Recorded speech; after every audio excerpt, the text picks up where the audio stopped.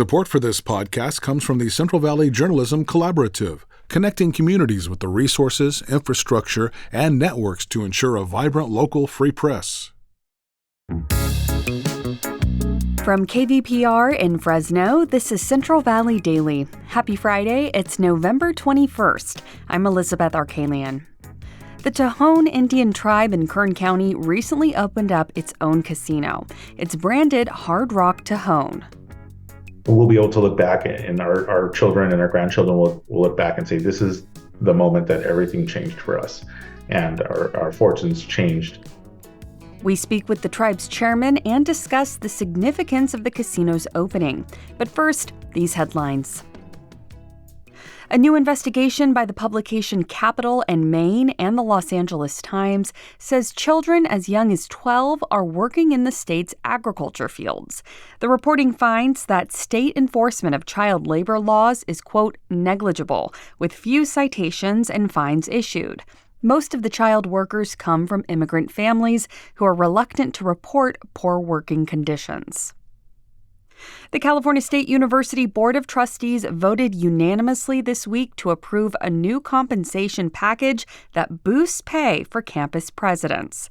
The plan raises base pay toward what similar universities in the country offer, according to the board. It also adds the chance for presidents to earn an additional 15% pay increase based on annual performance incentives. Prior to this, CSU presidents made $453,000 a year in average base pay, and their salaries ranged from $370,000 to more than $500,000. CSU Chancellor Mildred Garcia says the new incentives and compensation will not come from student tuition or state funds. Participation in the Performance Incentive Plan and Deferred Compensation Plan will be funded through non-state, non-tuition, and non-student fee resources. In other words, no student tuition, student fees, or state general funds will be utilized. The chancellor's office says the goal is to keep presidential pay competitive so the system can recruit and retain leaders for its 22 campuses, while most of the budget continues to go toward faculty and staff pay. In other higher education news, regents with the University of California system convened this week, and they agreed on a tuition hike for students. The new fees will begin in the fall of 2027. Julia Barajas with our news partner LAist has the details. The move extends a tuition stability plan launched in 2022.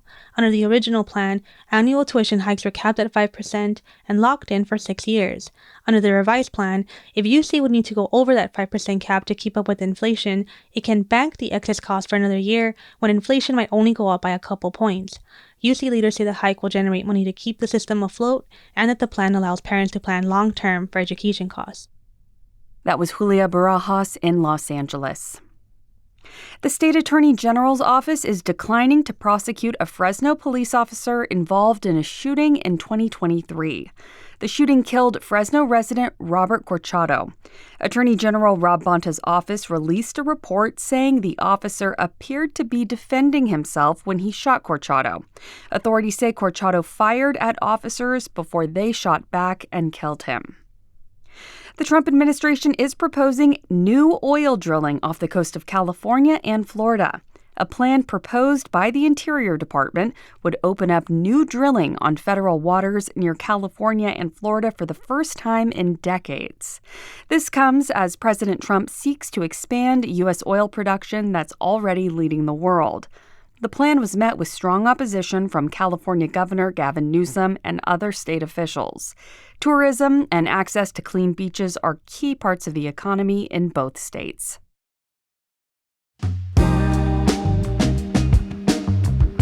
Is Fresno better off than it used to be? I'm Carrie Klein, Associate Editor here at KVPR. In 2005, the city was found to have some of the highest poverty rates in the country. Data show the city's economy has improved since then, but has that been everyone's experience? If you live or work in Fresno, we want to hear from you. Please take 5 minutes to fill out a survey and help inform some upcoming reporting. Find it at kvpr.org/Fresno survey. And now to our main story. A new entertainment space has opened up in Kern County, and it has sparked headlines from LA to San Francisco. The Hard Rock Casino Tejon opened last week, and it includes a live music venue, restaurants, hundreds of hotel rooms, and of course, a casino. The venue sits at the base of the Grapevine at the intersection of Highway 99 and Interstate 5. Officials and residents are hailing the space for bringing jobs, revenue, and entertainment to Kern County. But this is also bringing economic opportunity for the Tejon Indian Tribe. Octavio Escobedo III is the tribe's chairman, and he says the tribe plans to reinvest revenue from Hard Rock Casino Tejon into social programs for the more than 1,000 enrolled tribal members. I spoke with Octavio shortly after the casino's grand opening, and he starts our conversation by telling us what the casino offers. So we just opened last Thursday. We have an expansive 150,000 square foot gaming space with multiple restaurants, outlets to come and eat at while you're there. So it's not just for gamblers. You have a great entertainment space for the southern end of the Central Valley. And just to be clear for listeners, I mean, this is a $600 million project. The SF Gate called it a mega casino. So what did it take to bring such a big project to fruition?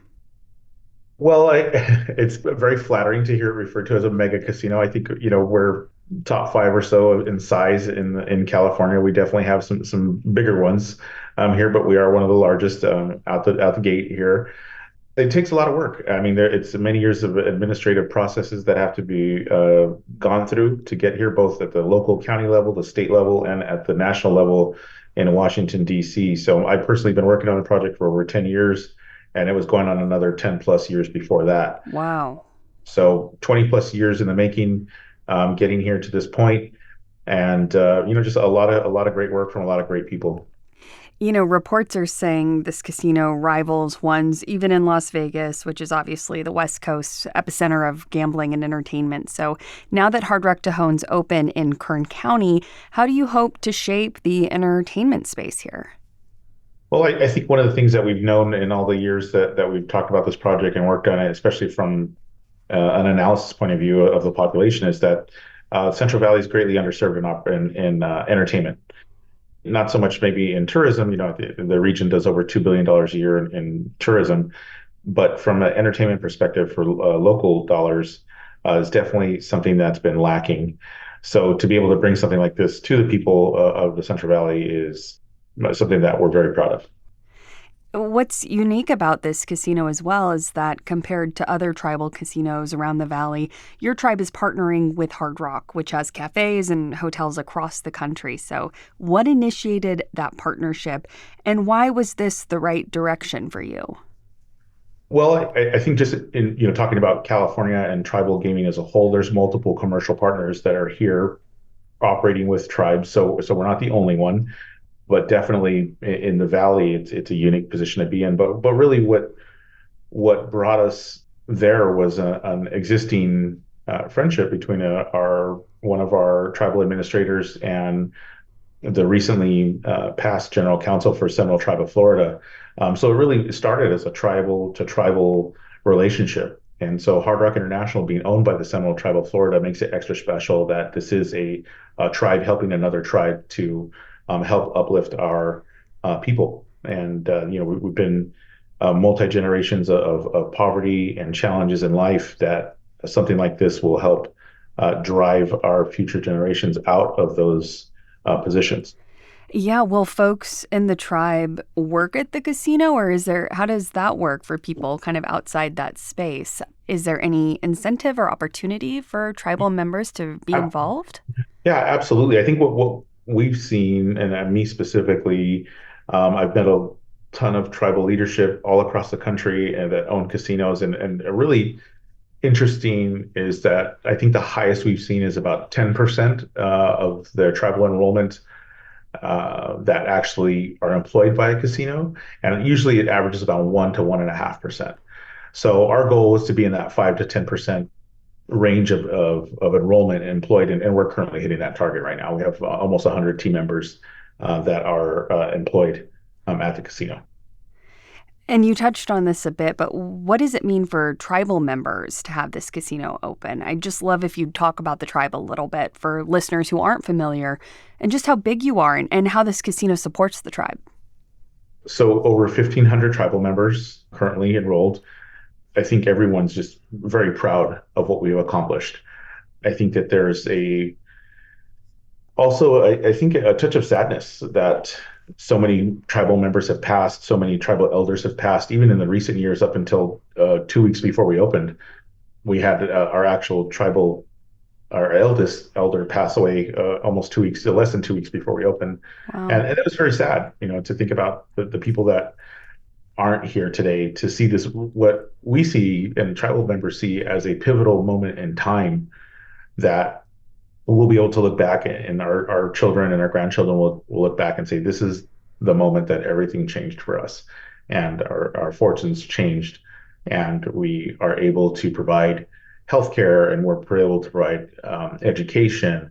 We're able to provide things like daycare and anything that we're able to provide that helps from a program perspective, a social service perspective. This isn't about handing out checks and cash. Like, I think there's kind of just common misconception about how casino revenue works. I think some tribes do that are much smaller than ours, but we're a big tribe. We can't do that. So we've established a social services program that we kind of did a test run during COVID for, and those funds are no longer available. So we're basically going to roll that back out again to tribal members, and so they understand that these social service programs that we're setting up are really life-changing.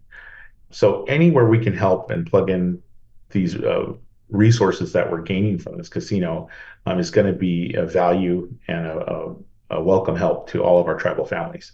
So just so I understand, it sounds like revenue from the casino will go into these social programs to support the tribe rather than handing over a check with cash. It's more, how can you support the tribe in the long term? Absolutely. I think our term that we use here that we fully embrace as a tribe as a whole is tribal financial sovereignty, not just tribal sovereignty, but financial sovereignty. We want to be financially sovereign. We want to be able to take care of ourselves with our own money and our own revenues gained through this casino. So now that you're open to the public, what's next for the tribe? On to the next challenge. For us, we're kicking off our master planning session for the build out of our community at the same site on the northern half of that property. That's already begun. That's a very exciting project for us to figure out, how we can start bringing these tribal members back to our homeland, and what does that look like. So between that, we have a couple other small projects, a convenience store project, and really, there's no rest for us. We have a very ambitious vision for what it means to rebuild this community, this tribal community, and this casino is going to provide those resources to be able to do that. Octavio Escobedo III, chairman of the Tejon Indian Tribe. Thank you so much for your time. Thank you for having me. I appreciate it. And that is today's show.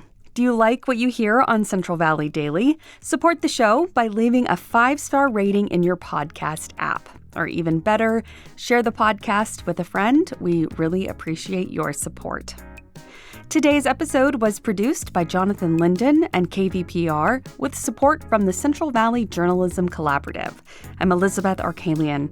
You can find the latest local news anytime at kvpr.org.